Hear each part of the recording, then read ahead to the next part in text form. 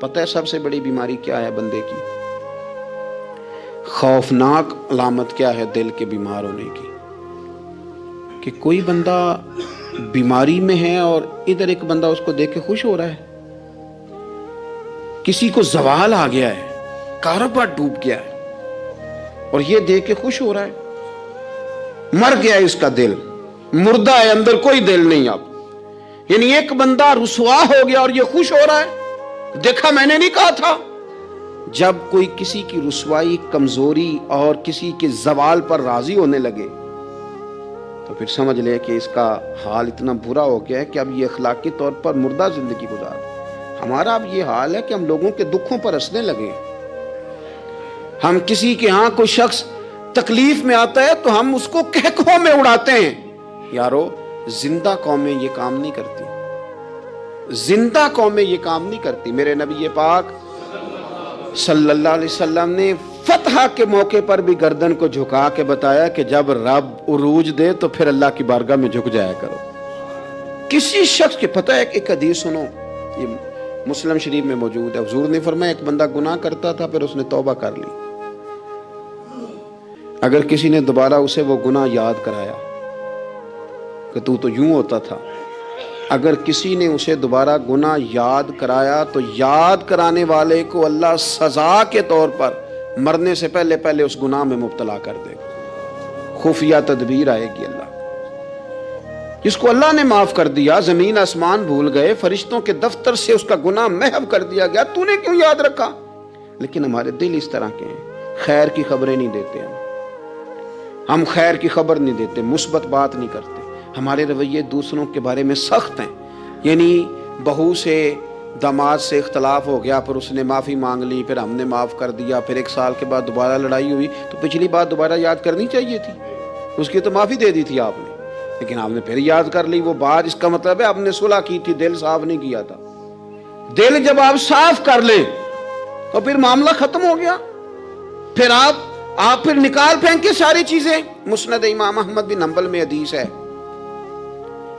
حضرت انس بن مالک رضی اللہ تعالیٰ عنہ کہتے ہیں میں بھی بیٹھا تھا، حضرت عبداللہ بن عمر رضی اللہ تعالیٰ عنہ بھی حضور کی بارگاہ میں بیٹھے تھے. نبی پاک صلی اللہ تعالیٰ علیہ وسلم نے فرمایا ابھی ایک شخص تمہارے پاس آنے والا ہے، تیاری کر لو، آنے والا جنتی ہے. کہتے ہیں ایک شخص اندر داخل ہوا تو سادہ سا بندہ، داڑھی سے پانی کے قطرے گر رہے، جوتے ہاتھ میں پکڑے یا بغل میں دبائے، وہ آ گیا، حضور سے بات چیت کی، چلا گیا. ہم بڑے خوش تھے کہ کمال نہیں ہو گیا جس کو حضور نے دنیا میں جنت کی بشارت عطا کر دی. اگلے دن اس نے اتفاق، ہم اسی جگہ اسی حال میں بیٹھے تھے کہ پھر محبوب نے فرمایا ابھی ایک بندہ آنے لگا، جنتی ہے. کہتے ہیں وہ بندہ آیا تو دیکھ کے حیران ہو گئے، یہ تو وہی کل والا ہی بندہ ہے. اسی طرح داڑھی سے پانی کے قطرے گر رہے ہیں، جوتے اس کی بغل میں آ کے بیٹھ گیا. تیسرے دن اللہ کی قدرت ہم وہیں بیٹھے تھے، پھر حضور نے فرمایا بندہ آنے لگا، زیارت کر لو، تیاری کر لو، بندہ جنتی ہے. وہی بندہ آیا جو پہلے 2 دن آیا تھا. حضرت عبداللہ ابن عمر کہتے ہیں کہ وہ حضور سے کوئی بات چیت کر کے جانے لگا تو میں اس کے پیچھے ہو گیا.